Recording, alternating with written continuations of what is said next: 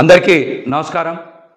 కూటమికి సారథ్యం వహించి విజయం సాధించినటువంటి చంద్రబాబు నాయుడు గారికి, అదేవిధంగా జనసేన పార్టీ అధ్యక్షులు పవన్ కళ్యాణ్ గారికి, బీజేపీ అధ్యక్షురాలు పురంధేశ్వరి గారికి శుభాకాంక్షలు తెలియజేస్తున్నా. ముఖ్యంగా పవన్ కళ్యాణ్ గారు సుదీర్ఘ నిరీక్షణ తర్వాత ఎమ్మెల్యే కావడం, మంచి విజయాన్ని అందుకున్నటువంటి పవన్ కళ్యాణ్ గారికి నా హృదయపూర్వక శుభాకాంక్షలు తెలియజేస్తున్నా.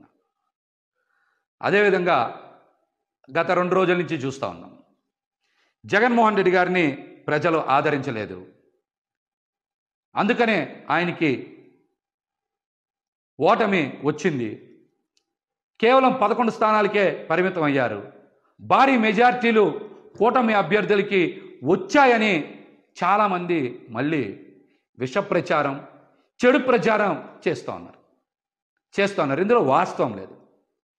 జగన్మోహన్ రెడ్డి గారు ప్రజల కోసం ప్రవేశపెట్టినటువంటి సంక్షేమ పథకాల్లో చాలా వరకు ప్రజలు సంతృప్తి చెందారు. జగన్మోహన్ రెడ్డి గారి వెనక ప్రయాణం చేస్తూ ఉన్నారు. జగన్మోహన్ రెడ్డి గారిని ఆదరించారని నేనైతే వ్యక్తిగతంగా భావిస్తూ ఉన్నా.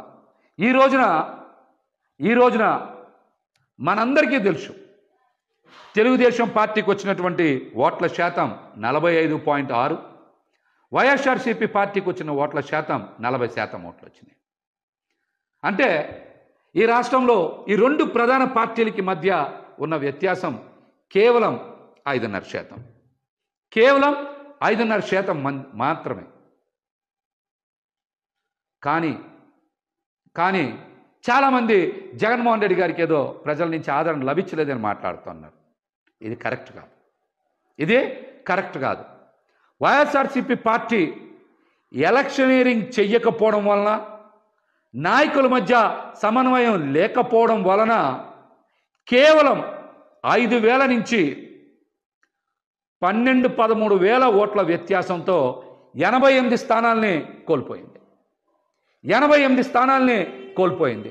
5,000 నుంచి 12-13,000 ఓట్లు కనుక 88 నియోజకవర్గాల్లో సాధించుంటే ఖచ్చితంగా 88కి 11 కలుపుకొని 99, అంటే 100 నియోజకవర్గాలు గెలుచుకొని జగన్మోహన్ రెడ్డి గారు మళ్ళీ ముఖ్యమంత్రి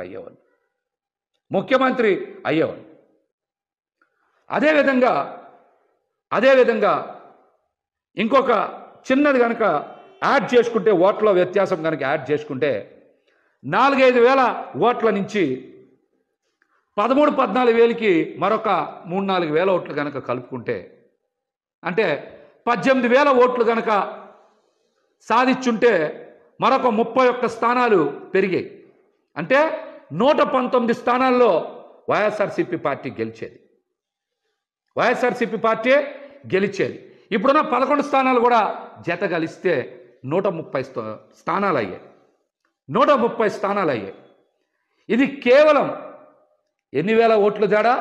4,000 నుంచి 17,000 ఓట్లు తేడాతో వైఎస్ఆర్సీపీ పార్టీ వదిలేసుకున్నటువంటి స్థానాలు 119. ఈ 11 కూడా కలుపుకుంటే 130 స్థానాలు వచ్చాయి. అంటే వైఎస్ఆర్సీపీ పార్టీకి మరొక 10 లక్షల ఓట్లు పడుంటే జగన్మోహన్ రెడ్డి గారు రెండోసారి ముఖ్యమంత్రి అయ్యేవారు. కేవలం కూటమికి వైసీపీ పార్టీకి మధ్య వ్యత్యాసం, ప్రభుత్వ ఏర్పాటుకి వ్యత్యాసం కేవలం 10 లక్షల ఓట్లు మాత్రమే. కానీ దీన్ని భూతద్దంలో చూపించి విష ప్రచారం చేయాలని చూస్తూ ఉన్నారు. ఈ కుట్రలు ఎక్కువ రోజులు కొనసాగవని కూడా తెలియజేస్తా ఉన్నా. ఇక్కడ నాయకులు ఈరోజు బయటకు వచ్చి జగన్మోహన్ రెడ్డి గారినో లేకపోతే కొంతమందినో బాధ్యులను చేసి బయటకు వచ్చి మాట్లాడుతూ ఉన్నారు. ఇది సందర్భం కాదు. ఓటమి చెంది నిరాశలో ఉన్నటువంటి కేడర్కి, అదేవిధంగా మరొక మారు ముఖ్యమంత్రి అవుతాడని ఆశించినటువంటి ప్రజలకి అండగా నిలవాల్సినటువంటి తరుణం. నాయకులు ఈ విషయాన్ని గ్రహించాలి. కార్యకర్తలకి, ప్రజలకి అండగా నిలవాలి.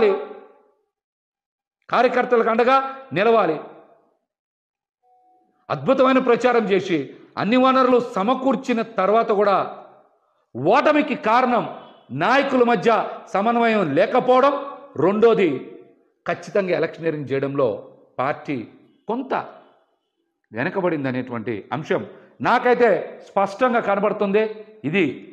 ఇది నా వ్యక్తిగత అభిప్రాయం. ఇదే నా వ్యక్తిగత అభిప్రాయం. ఎందుకు చెప్తున్నానంటే గత 2 రోజుల నుంచి 90,000 మెజార్టీలు వచ్చినాయి, సూపర్ మెజార్టీలు వచ్చినాయి, చరిత్రలో కనీవిని ఎరగని మెజార్టీలు వచ్చినాయి అంటున్నారు. 80,000 నుంచి 90,000 మెజార్టీ వచ్చింది ముగ్గురికే కదా. 50,000 నుంచి 80,000 లోపు మెజార్టీలు మొత్తం వచ్చింది 27, 28 కదా, అంతే కదా వచ్చినాయి. మిగతా అన్ని చోట్ల కూడా జగన్మోహన్ రెడ్డి గారికి అద్భుతంగా ప్రజలు ఆదరించారు. కానీ ఇక్కడే ప్రజలందరికీ ఒక అనుమానం కలుగుతుంది. మేమందరం కూడా జగన్మోహన్ రెడ్డి గారికి ఫ్యాన్ గుర్తు మీద ఓటేశాం, కూటమికి ఇంత విజయం ఎలా లభించింది అనేటువంటి అనుమానం ఈరోజు ప్రతి ఒక్కరు చర్చ చేస్తున్నారు రాష్ట్రంలో.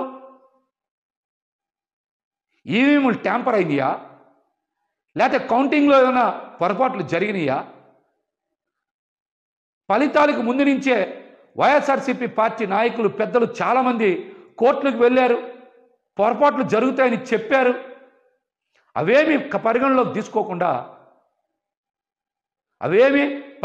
తీసుకోకుండా ఈ రోజున ఫలితాలు బయటకు వచ్చినాయి.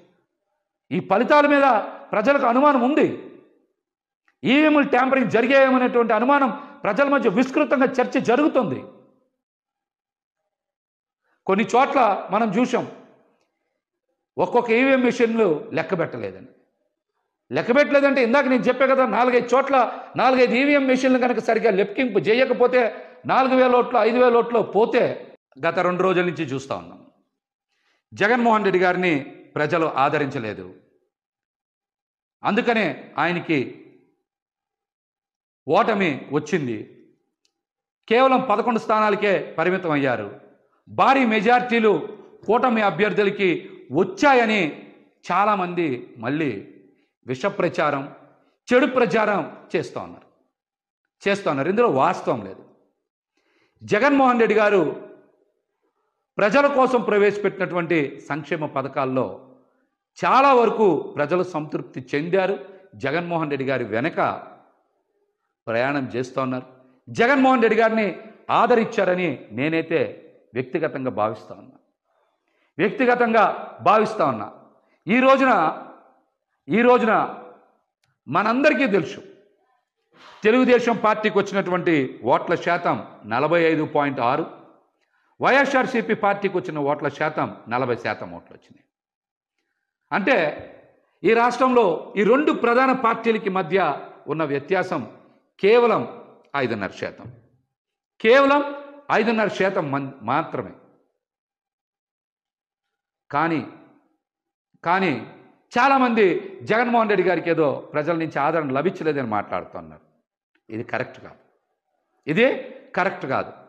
వైఎస్ఆర్సీపీ పార్టీ ఎలక్షనీరింగ్ చెయ్యకపోవడం వలన, నాయకుల మధ్య సమన్వయం లేకపోవడం వలన కేవలం 5,000 నుంచి 12-13,000 ఓట్ల వ్యత్యాసంతో 88 స్థానాల్ని కోల్పోయింది. 5,000 నుంచి 12-13,000 ఓట్లు కనుక 88 నియోజకవర్గాల్లో సాధించుంటే ఖచ్చితంగా 88కి 11 కలుపుకొని 99 అంటే 100 నియోజకవర్గాలు గెలుచుకొని జగన్మోహన్ రెడ్డి గారు మళ్ళీ ముఖ్యమంత్రి అయ్యేవాళ్ళు.